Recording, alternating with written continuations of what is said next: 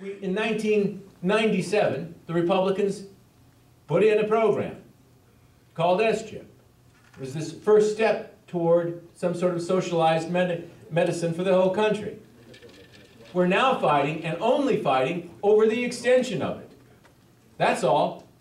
That's all this whole thing has been about. If we should extend it, if it should be increased $35 billion or only $5 billion over the president's original request.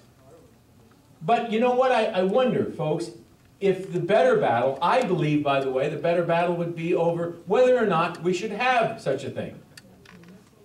What's the federal government's role here? What's its purpose? But once you do it, once you put this into play, then I assure you, all you're going to be fighting about from that point on is how much more it's going to be increased. That's all. You're never going to be fighting over the idea of it itself, whether or not we should have no child left behind. Or you think we're going to argue that again? I mean, I will, I guarantee you. But do you believe that it's going to happen under any other administration? Of course not. All we're going to argue, again, if the Democrats are in control, is how much it's going to be expanded into our daily lives. How much of the control of our educational system will be taken over by the federal government. That's all we're talking about. And every single year we will lose a little less maybe if we are in charge, and a lot more if we're not, but we're losing every single time. And that's the difference. So the only descriptor that I want applied to me, or that I will accept, is that I am an unapologetic conservative. That is true, I am. I'm not sorry that we won the Cold War.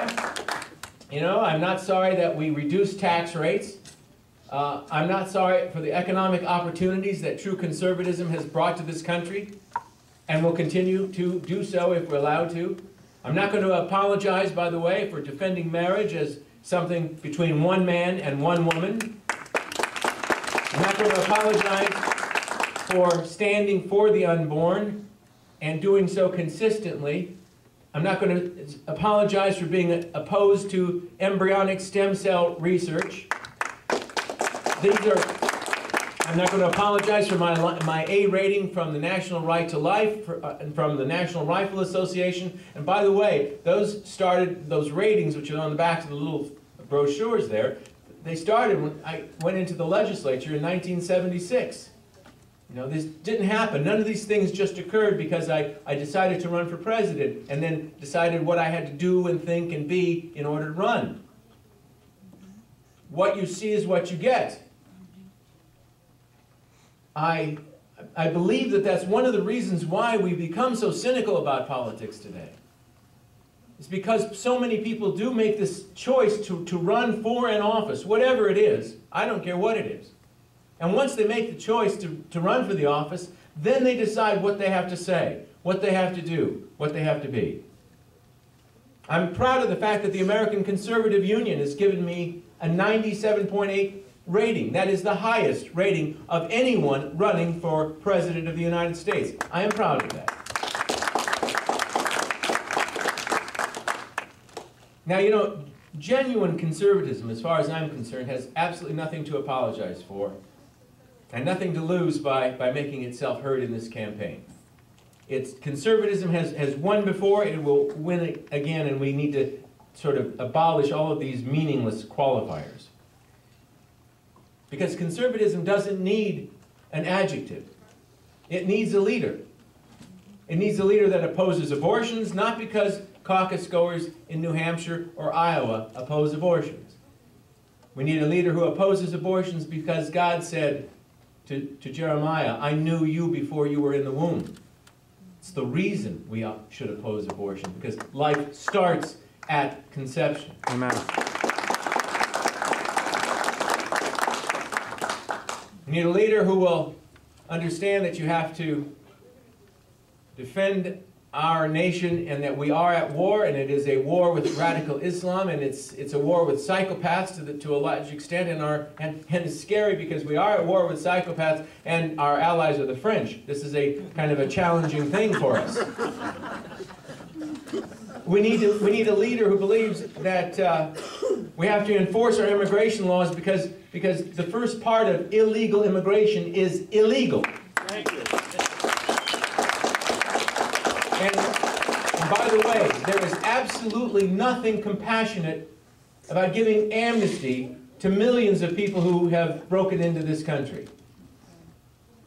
I've asked, you know, for each one of the folks on this that are running for office to just sign a pledge, a simple pledge. I will not give amnesty, temporary or permanent amnesty, to anybody who's come into this country illegally. So far, we haven't been very successful in getting a response on that. Attaboy. I knew you would, Al. Yeah, well, my compassion does go out to a lot of people with regard to this issue. It goes out to the people who are waiting in line and have waited for years to come into this country the right way, or the people who have done it, like Al's wife, who have done it the right way. I certainly have compassion for them. Well, this is our challenge. And I know that I have certainly been accused many times of being a one-issue candidate. I heard it referred to as I was coming in here. Well, let me tell you that I don't mind at all being accused of being a one-issue candidate as long as you understand that the issue about which I care greatly and talk about almost all the time is the preservation of the United States of America as a sovereign entity. That's my one issue. And yes, immigration is a big part of it. There's no two ways about it. But we are, as I say, we are at war with radical Islam. We have been for a long time. It didn't happen just the other day. It didn't happen when we got attacked. It's been going on for a long time. And by the way, I'm sorry, there's this bizarre, really, I can't think of it, describing it any other way, but bizarre idea that we brought this on ourselves. I mean, there's, you know, a guy running that says this, that it's our fault. It's because we've had people in the Middle East, and that we are actually planning, this government is planning some sort of event to set up a bomb or something in the United States in order to foster this whole thing. Well, this is just nuts.